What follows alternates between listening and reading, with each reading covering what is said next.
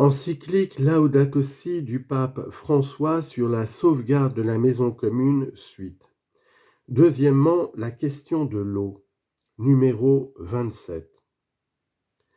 D'autres indicateurs de la situation actuelle concernent l'épuisement des ressources naturelles. Nous sommes bien conscients de l'impossibilité de maintenir le niveau actuel de consommation des pays les plus développés et des secteurs les plus riches des sociétés, où l'habitude de dépenser et de jeter atteint des niveaux inédits.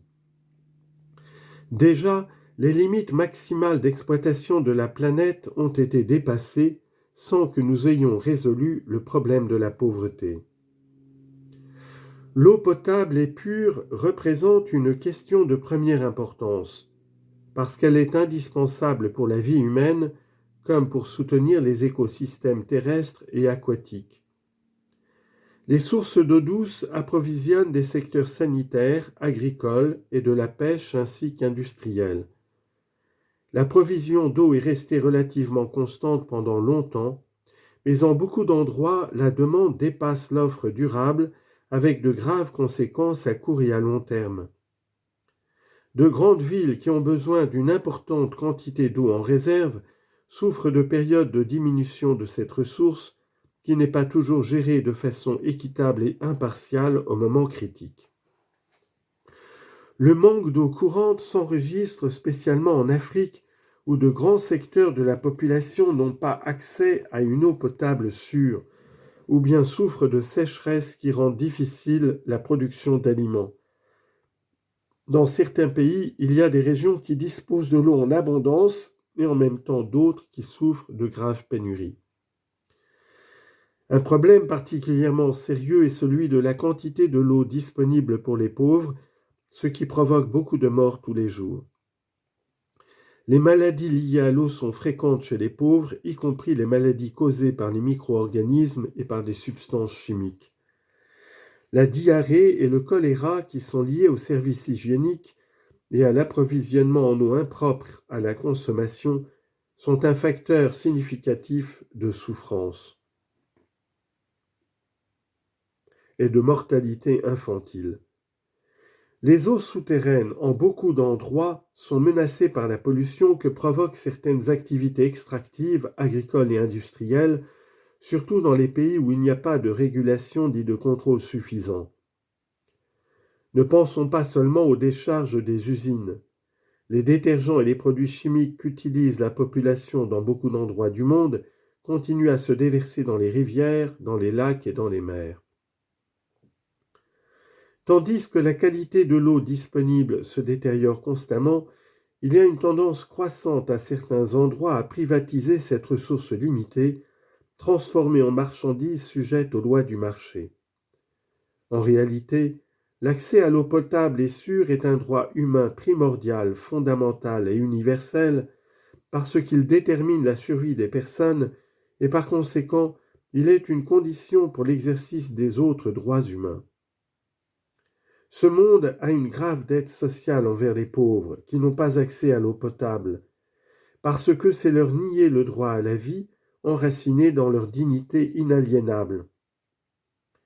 Mais cette dette se règle en partie par des apports économiques conséquents pour fournir l'eau potable et l'hygiène aux plus pauvres. Mais on observe le gaspillage de l'eau, non seulement dans les pays développés, mais aussi dans les pays les moins développés qui possèdent de grandes réserves. Cela montre que le problème de l'eau est en partie une question éducative et culturelle, parce que la conscience de la gravité de ces conduites, dans un contexte de grande injustice, manque. Une grande pénurie d'eau provoquera l'augmentation du coût des aliments comme celle du coût de différents produits qui dépendent de son utilisation. Certaines études ont alerté sur la possibilité de souffrir d'une pénurie aiguë d'eau dans quelques décennies si on n'agit pas en urgence. Les impacts sur l'environnement pourraient affecter des milliers de millions de personnes et il est prévisible que le contrôle de l'eau par de grandes entreprises mondiales deviendra l'une des principales sources de conflits de ce siècle. Troisièmement, la perte de biodiversité. Les ressources de la terre sont aussi objets de déprédation à cause de la conception de l'économie ainsi que de l'activité commerciale et productive fondée sur l'immédiateté. La disparition de forêts et d'autres végétations implique en même temps la disparition d'espèces qui pourraient être à l'avenir des ressources extrêmement importantes, non seulement pour l'alimentation, mais aussi pour la guérison des maladies et pour de multiples services. Les diverses espèces contiennent des gènes qui peuvent être des ressources clés pour subvenir à l'avenir à certaines nécessités humaines ou pour réguler certains problèmes de l'environnement. Mais il ne suffit pas de penser aux différentes espèces seulement comme à d'éventuelles ressources exploitables en oubliant qu'elles ont une valeur en elles-mêmes. Chaque année, disparaissent des milliers d'espèces végétales et animales que nous ne pourrons plus connaître, que nos enfants ne pourront pas voir, perdues pour toujours. L'immense majorité disparaît pour des raisons qui tiennent à une action humaine. À cause de nous, des milliers d'espèces ne rendront plus gloire à Dieu par leur existence et ne pourront plus nous communiquer leur propre message. Nous n'en avons pas le droit. Probablement cela nous inquiète d'avoir connaissance de l'extinction d'un mammifère ou d'un oiseau à cause de leur visibilité plus grande. Mais pour le bon fonctionnement des écosystèmes, les champignons, les algues, les vers, les insectes, les reptiles, et l'innombrable variété de micro-organismes sont aussi nécessaires.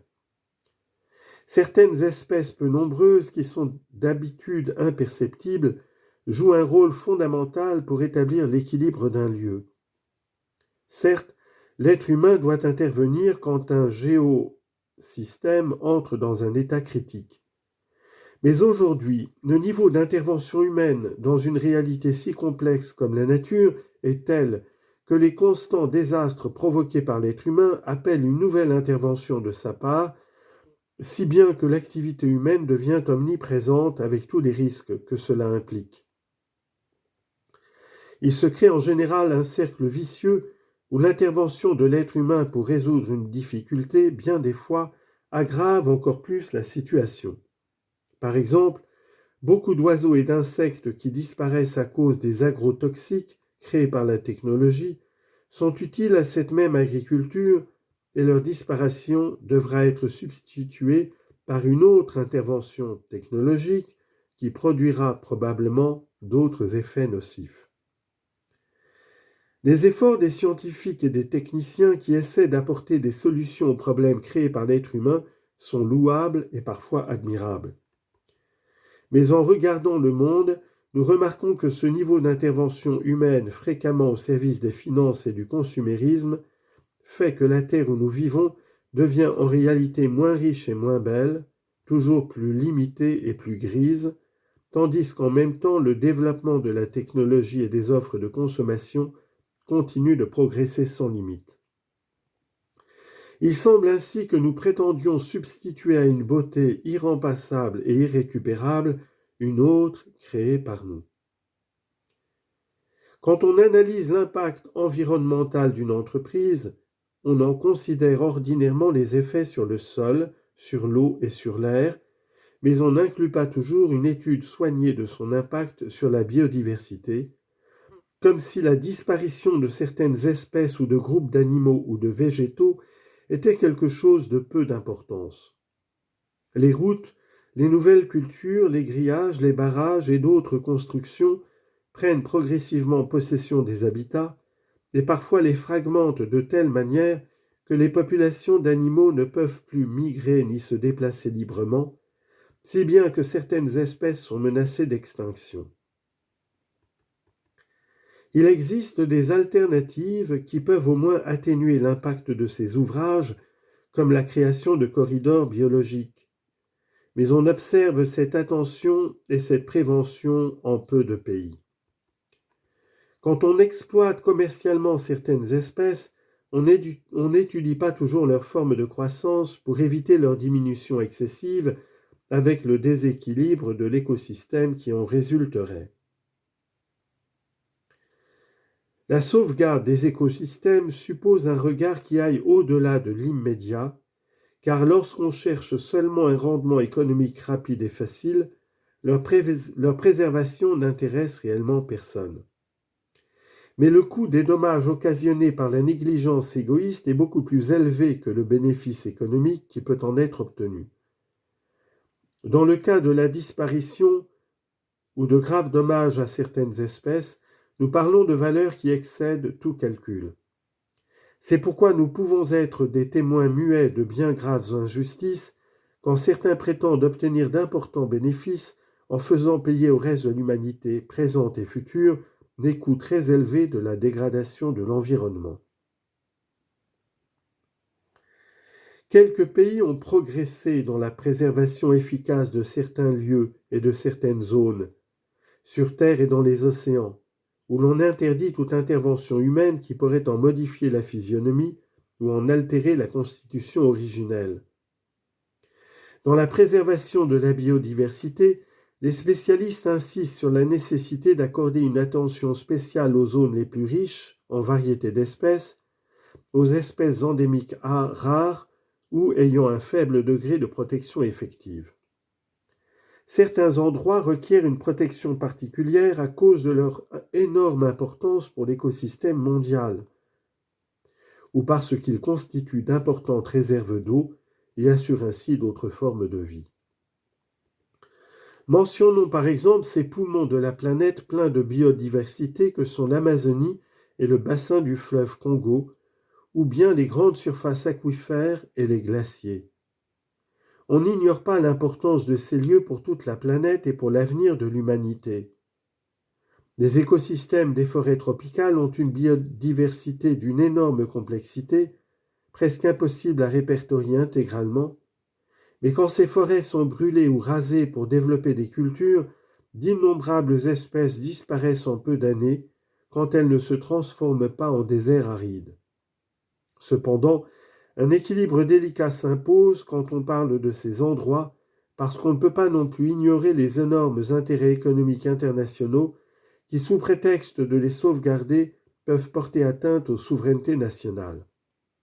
De fait, il existe des propositions d'internationalisation de l'Amazonie qui servent uniquement des intérêts économiques des corporations transnationales.